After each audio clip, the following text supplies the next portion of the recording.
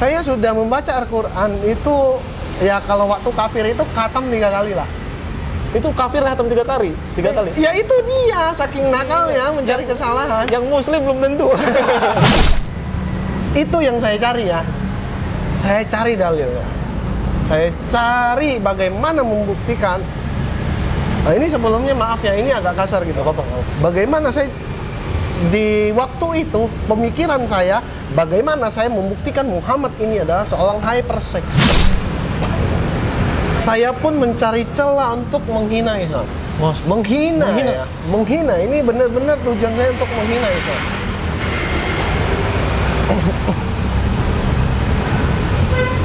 Bentar ya. Gua kalau inget ke ini ya? gimana sih ya? Tuh ada perasaan kok lu bego amat gitu. Dengan bantuan beberapa teman ini untuk membenci Islam, dan akhirnya timbullah mindset saya sangat membenci Islam. Wah, Dan akhirnya bagaimana cara saya untuk memfitnah Islam tapi dengan bukti. Bismillahirrahmanirrahim. Ya ayyuhalladzina amanu udkhulu fis-silmi kaffah.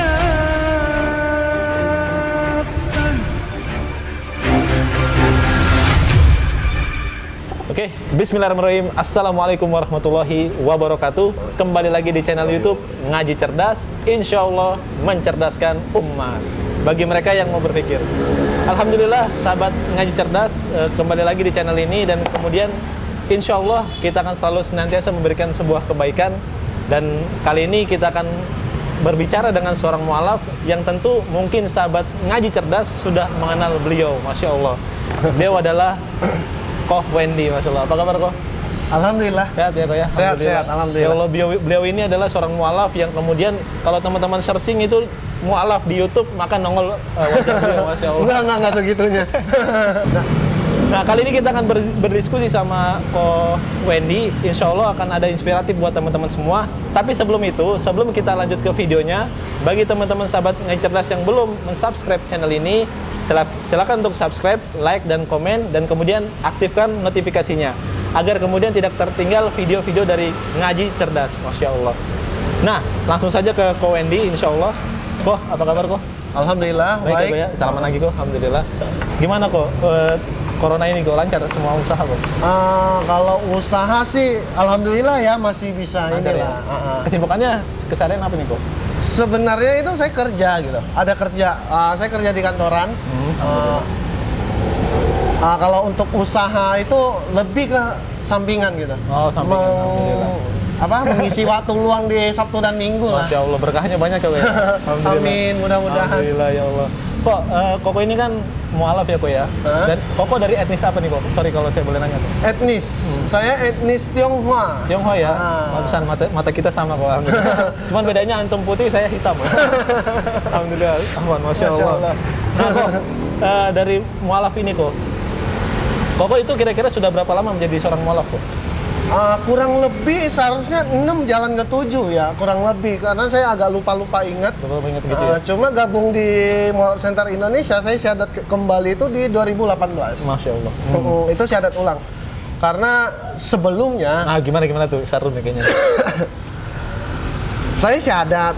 Setelah selesai syahadat, nah ini sebelumnya saya kenalin juga nih, yang syahadatin itu udah seperti ayah angkat saya. Itu namanya Pak Andi Maulana. Masya Allah. Ada di YouTube tuh, Kok? Dia nggak ada. Oh, nggak ada. Kebetulan dia pensiunan letkol apa kolonel gitu. Di Brimob. Masya Allah. Dia yang ngurusin masalah narkoba di Pontianak. Alhamdulillah. Nah, dia yang syahadatkan saya karena saya sudah nyerah lah. Udahlah, gua harus milih Islam nih, karena jujur aja saya masuk Islam juga terpaksa kan awalnya. Awalnya terpaksa. Awalnya terpaksa gitu. Nanti terpaksanya kenapa ntar deh. Nanti kita baca yang nanti.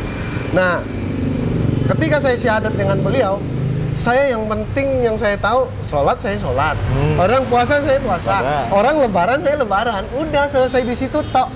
Tidak mendalami lagi apa itu Islam gitu. Karena saya merasa udahlah, gue udah pelajarin Islam, udah ya Islam ya begini. Ternyata Islam itu sangat luas. Masya Allah. Betul. Ada tentang ini, fikih ini, tentang syariat seperti ini gitu. Nah, itu yang membuat saya kembali ketika saya udah di Jakarta ini, saya ketemu dengan Mualaf Center, saya mulai belajar pelan-pelan. Ya, sambil sharing-sharing kepada teman-teman di lapas-lapas dulu ya, itu dengan Pak Yunan berdua gitu. Sharing, nanya-nanya keadaan aktivitas di lapas seperti apa, dan kebanyakan yang murtad itu di lapas hampir 3 orang per hari ya. Masya Allah. Itu di lapas gimana bisa masuk kok ceritanya kok? Saya bukan masuk ke lapas itu bukan saya ada kasus ya, tapi masuk ke lapas itu ngikut Pak Yunan sambil belajar dari beliau, dan juga saya sharing di sana. Iya. Saya juga sharing di sana gitu, menyemangati teman-teman yang di lapas gitu, sebagai relawan lah. Masya Allah, Masya Allah. Nah, kok agama kok mohon maaf ke yang dulu apa kok? Nasrani. Nasrani ya? Tapi kalau mau lebih panjang kayaknya nggak usah ya, karena kalau mau disebut mungkin ada 5 agama. Oh iya, nggak usah lah. Nggak penting juga ya. Kenapa tuh kok meninggalkan agama kok yang dulu, alasannya kok? Tapi begini ya, saya garis bawahi dulu, sebelum saya masuk ke Islam, saya sempat tidak mengenal itu Tuhan. Saya ateis. tidak mempercayai Tuhan Ateis lagi. ya? Karena sebelumnya saya di Nasrani kan. Gimana ya? Ada beberapa yang menurut saya ini seharusnya nggak seperti ini gitu loh. Iya. Dan ketika saya bertanya kepada yang lebih paham daripada saya nggak mau nyebut saya nanya ke siapa ya. Nanti jatuhnya malah nggak enak gitu. Betul, jangan. Nah, ketika saya tanyakan kepada mereka, mereka tidak memberikan jawaban yang memuaskan gitu. Dan akhirnya, udahlah, ini mah Kayak Tuhan nggak ada kayaknya gitu. Cina itu kan biasanya nih antara untung dan rugi. Iya benar. Nah, kebetulan yang gue cari ini tentang surga. Surga dan neraka. Ketika surganya sudah tidak benar, apalagi nerakanya, dan pasti maju ke pertanyaan berikutnya, Tuhannya real apa enggak? Betul. Nah, seperti itu kan, Allah. kalau kita menanyakan tentang ini, saya agak gimana perfeksionis tentang agama gitu.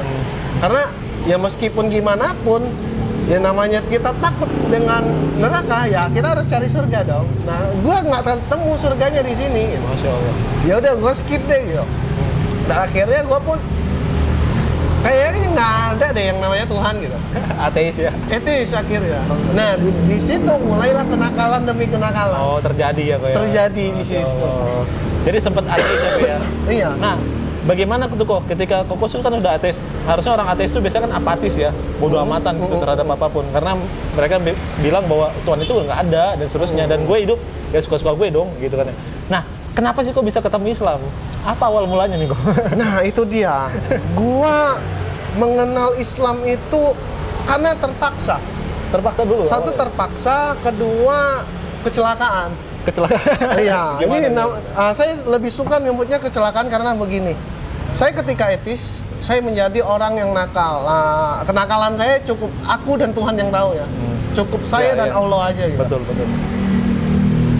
Ketika di masa nakalnya itu, ya namanya Cina agak rasis sedikit lah sama Iya. Islam gitu. Ya guanya sih, bukan Iya, Cinanya. bukan Cinanya ya. Bukan Cinanya, guanya gitu. Personalnya. Personalnya. Betul. Karena mungkin pengaruh lingkungan tadi ya. Betul.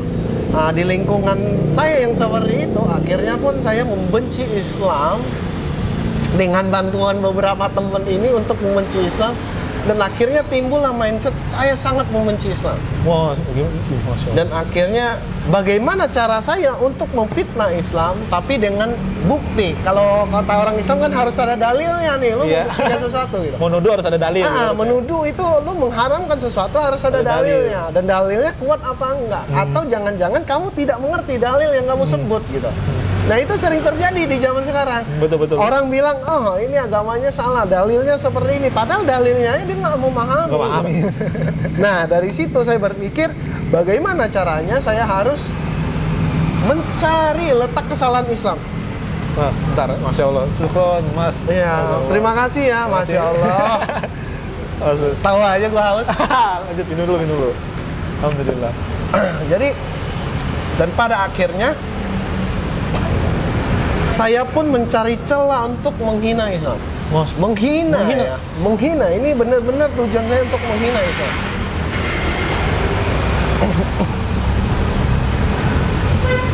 Bentar ya.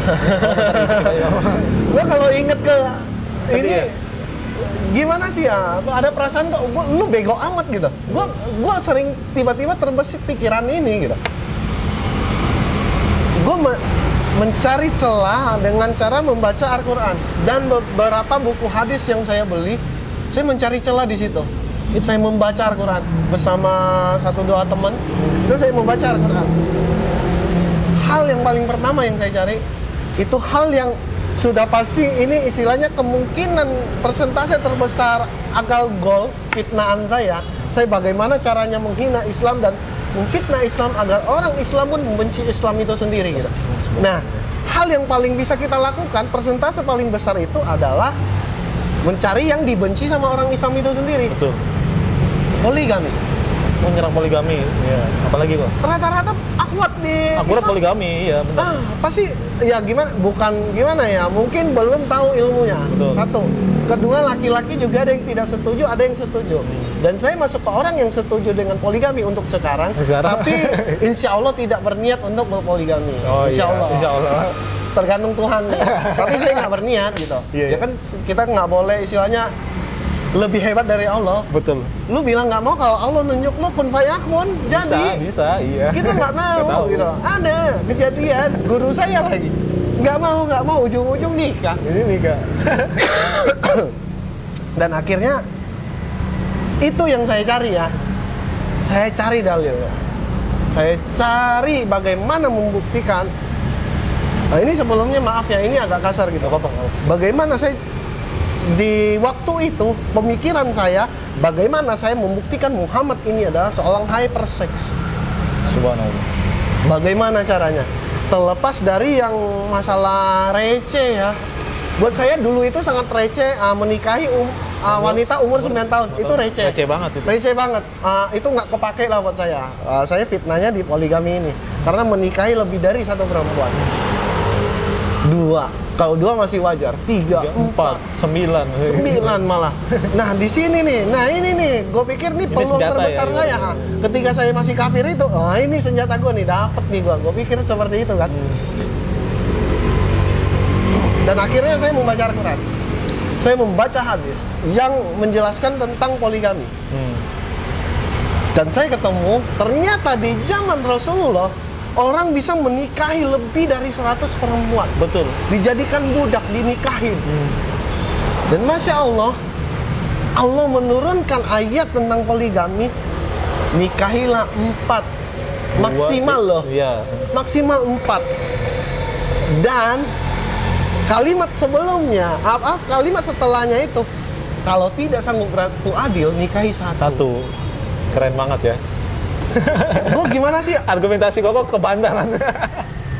Gue langsung terbesit di situ.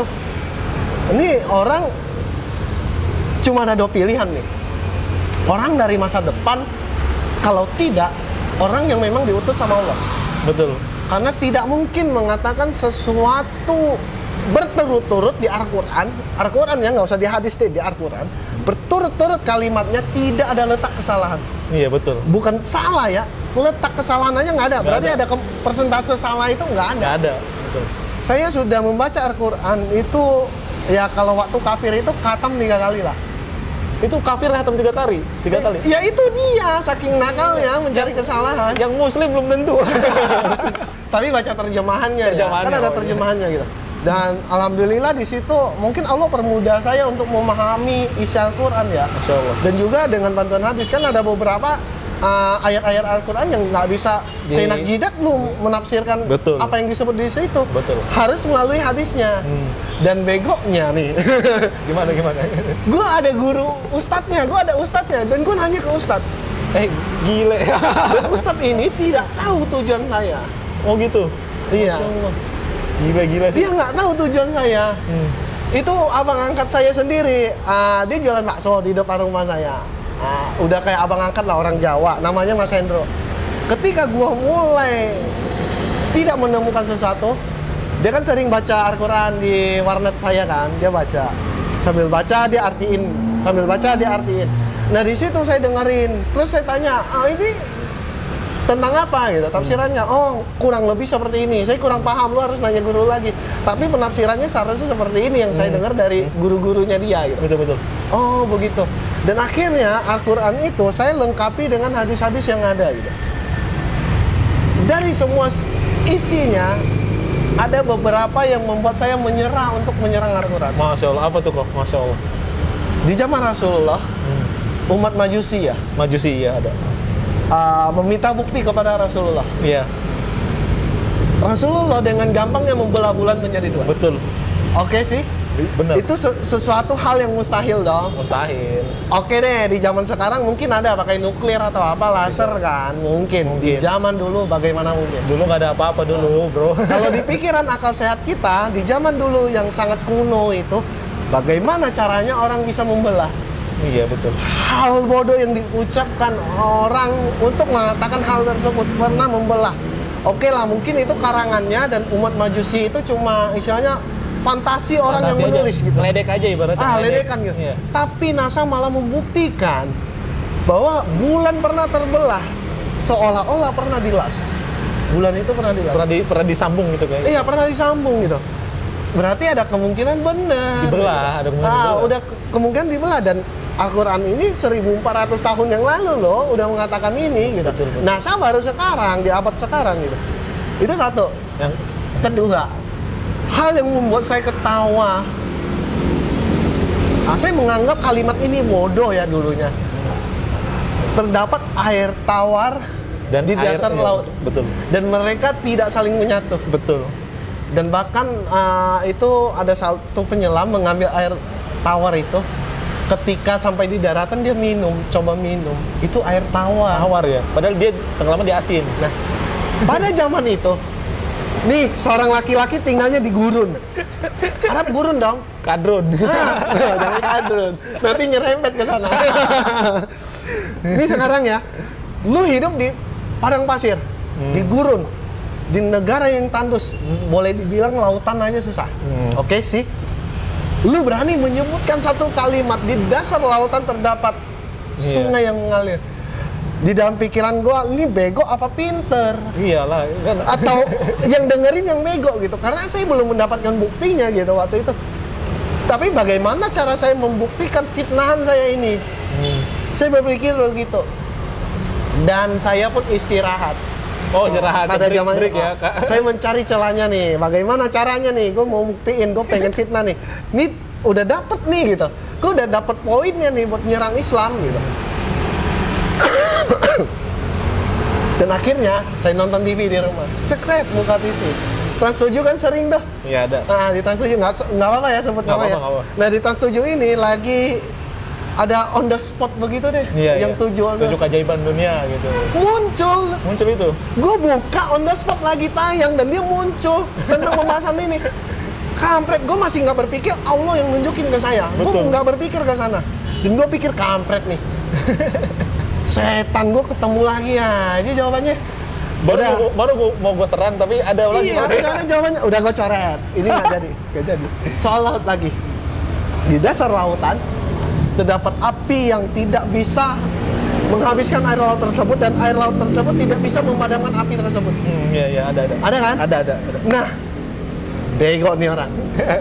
Nggak mungkin ini, nggak mungkin. Lu celupin aja api ke dalam air. Pasti mati. Pasti mati. Teknologinya secanggih apapun mati. Tapi orang ini berani nyebut kayak begini.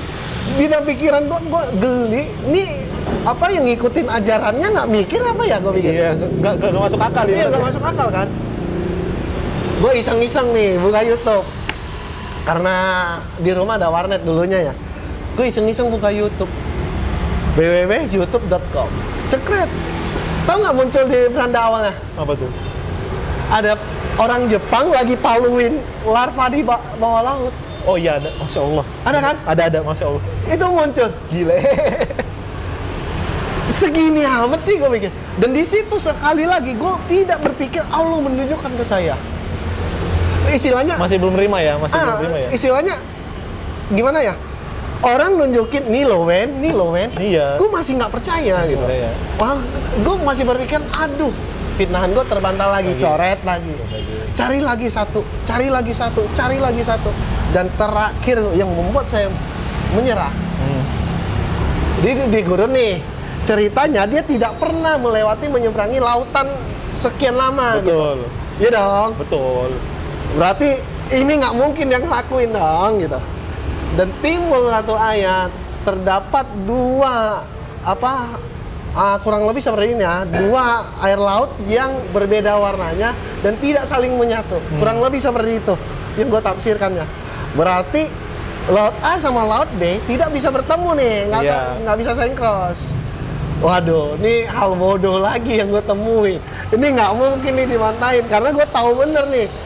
Waktu zaman itu gue ngomongnya gini, gue ngomongnya, ini si Muhammad nggak pernah nih ke laut. Gue udah baca nih, dia nggak pernah ke laut. Nggak ada dia, historinya dia berjalan di atas laut. Bahkan gitu. berenang aja nggak pernah. Berenang aja nggak pernah gitu. Dia selalu terjaga ketat di Madinah dan di Mekah gitu. Betul. Dan dia selalu sharingnya di dua tempat ini. Nih, kena lo, gue pikir. Kena lo. Udah gue cari, searching segala macam. Gue harus membuktikan kalau ini benar-benar salah gitu. Gue searching Google Maps. Gue cari. Lautan nih biru semua nih. Gue screenshot satu-satu layar pemuternya yang tentang Google Map itu, gue screenshot satu-satu di tengah jalan. Ini loh dua laut nggak menyatu. Gue buka di YouTube, gue nyari. Ini kapal pesiar lewat nih. Pas gue play videonya, ini kapal pesiar lewat nih. Kalau hoax kan ya nggak segitunya lah, kapal ada kapal pesiar yang lewat gitu. Ini dua laut nih, nggak sama warnanya nih, nggak menyatu, ada garis begini lurus. Ini kapal pesiar lewat, nggak berubah ya? Nggak berubah. Masya Allah. Di situ gue mulai nyerah. Gue mulai paham, ini orang bukan sembarangan. Cuma ada dua pilihan. Dia orang di masa depan yang kembali ke masa terdahulu, istilahnya ya boleh dibilang time travel lah. Dan di pikiran gue seperti itu. Dan kedua, ini orang memang utusan Allah. Betul. Tapi di satu sisi gue munafik.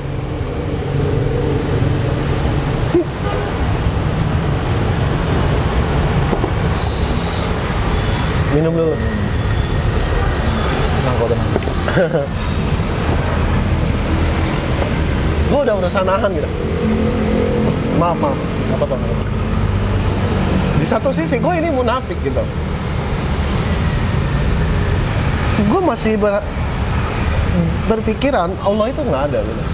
Tuhan itu yang menciptakan kita itu nggak ada. Kita tercipta karena proses alam, proses sains. Beriringnya evolusi di bumi, di tata surya, terciptalah kita. Aku selalu berpikir seperti itu. Tidak ada yang namanya Tuhan. Dan gue masih munafik. Gue masih munafik gitu. Gue tetap munafik. Dan akhirnya gue masih sempat berpikir kalau dia memang utusan Allah gitu. Cuma gue butuh satu kali klik gitu loh. Gue nanya di depan Al-Quran itu, gue nanya, ya Allah, kalau lu ada, lu tunjukin ke gue gitu. Lu tunjukin aja gitu. Buktinya kecil gitu. Bukti aja kecil gitu. Nggak usah banyak, bukti kecil aja. Dan uniknya Allah, selama dia memberikan aku jawaban yang boleh dibilang itu ya keberuntungan gue menemukan jawaban yang di TV, yang di YouTube gitu. Dari omongan teman, ini pernah kok, ini begini-begini gitu. Gue masih berpikiran, ya Allah tunjukkan gue satu mukjizat lo di depan mata gue. Kalau lu benar-benar ada. Di situ gue, kalau mungkin bagi orang Islam gue kufur nikmat gitu. Betul. Di surat Ar-Rahman itu udah jelas gitu loh. Apalagi yang lu iniin gitu, semuanya udah gua kasih gitu. Dan bukti-bukti udah ada semua. Udah ada. Iya. Mata lu bisa melihat. Gitu. Akal bisa berpikir gitu kan. Dan sampai pembuat benda-benda canggih, teknologi canggih, kamera sehebat apapun tidak ada yang sanggup mengalahkan mata. Betul. Lensa mata yang paling canggih daripada lensa-lensa buatan gitu. Dan di situ gue masih ingin terus mencari kesalahan Al-Quran, tapi gue tidak menemukan sedikit pun letak kesalahan. Dari 100% ini, dari persentase buku yang saya baca, yang setebal begini, gue baca, dari persentasenya boleh dibilang 75% itu sudah benar dan terjadi dan sudah ditemukan sama sains. Betul. 25%-nya lagi itu bisa saja sudah terjadi tapi gue nggak tahu. Betul. Atau orang lain tidak tahu, profesor itu belum tahu gitu. Dan bisa jadi itu akan terjadi ke depannya. Salah satu contoh. Gitu. Untuk ke depannya gitu, di masa depan. Salah satu contoh konkret itu kiamat. Betul. Semua agama ada mengatakan tentang kiamat. Kalau orang Chinese bilang matnyit kan, matnyit. Nah itu semua, bahkan boleh dibilang semua agama deh ada mengatakan tentang kiamat gitu. Kita mengenal itu kiamat. Nah itu mungkin terjadi, itu salah satu yang masuk ke 25% ini. Iya, 5% 25% yang menurut saya ya kalau menurut Ustadz mungkin dia lebih paham. Iya, Ataupun para penemu, profesor itu mungkin lebih paham gitu. Kalau saya kan saya meneliti abal-abal gitu. Iya. Cuma saya tidak menemukan kesalahan. Dan nggak tahu gimana ceritanya, gue akhirnya pun ya sudahlah gitu. Makanya gue bilang gue terpaksa dan kecelakaan gue masuk Islam. Ya udahlah, gue nggak nemu letak kesalahannya. Dan buat gue kitab itu sebuah kitab suci. Kita sebut Al-Quran aja ya, nggak usah yang lain. Kitab suci itu tidak boleh ada kesalahan. Betul. Kalau ada kesalahan berarti bukan ciptaan Tuhan. Betul. Itu satu kan, itu syarat utamanya. Jika ada kesalahan berarti itu bukan kitab. Dan kitab itu tidak boleh ada kesalahan. Betul, harus. Sampai titik koma pun nggak boleh ada kesalahan gitu. Nah, Al-Quran ini satu-satunya kitab yang tidak ada kesalahannya. Boleh dibuktikan kok gitu. Sampai beberapa kali gue diskusi, gue kan bergerak di ini ya, jadi relawan di Mall of Center Indonesia gitu. Sering gue diskusi dengan teman yang kafir yang bertanya ke kita gitu. Dan akhirnya gue juga gimana sih ya, kalau diskusinya tiada henti, istilahnya nggak temu titik nolnya gitu. Ya udah, ini nggak akan habis, titik temunya ini nggak ada. Ya udah deh, lu baca Al-Quran, lu cari kesalahannya. Kalau ada, lu kasih ke gua. Kalau nggak ada, lu baca sampai habis.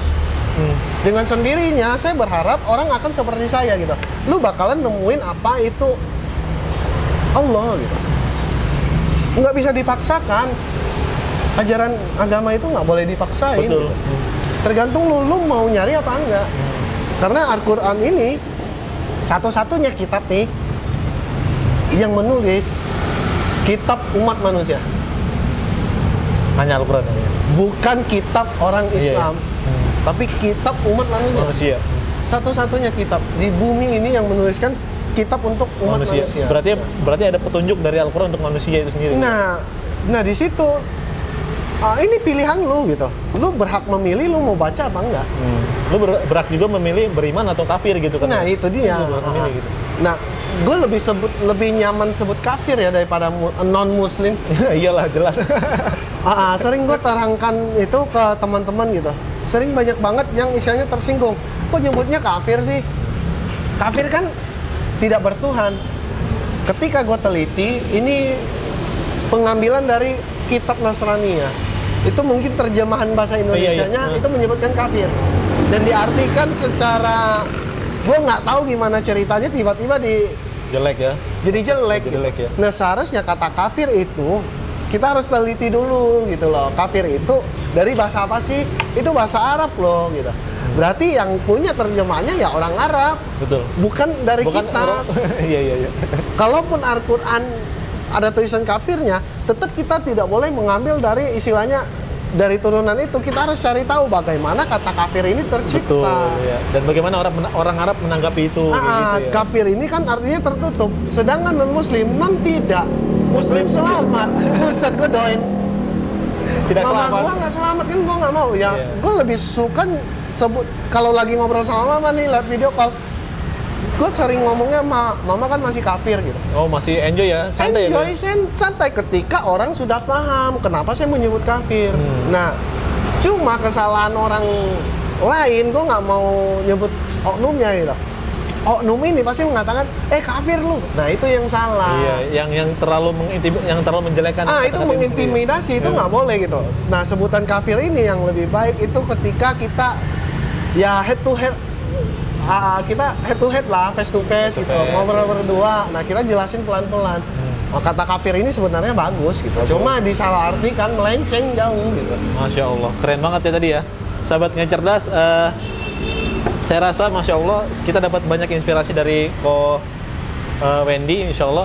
Dan Insya Allah kita akan berdiskusi lagi sama Ko Wendy tentunya di video selanjutnya Insya Allah. Karena waktunya kameranya sudah muat 30 menit gitu kan ya. Nanti kita akan bahas di part 2. Saksikan terus ya sahabat Ngaji Cerdas. Assalamualaikum warahmatullahi wabarakatuh. Waalaikumsalam.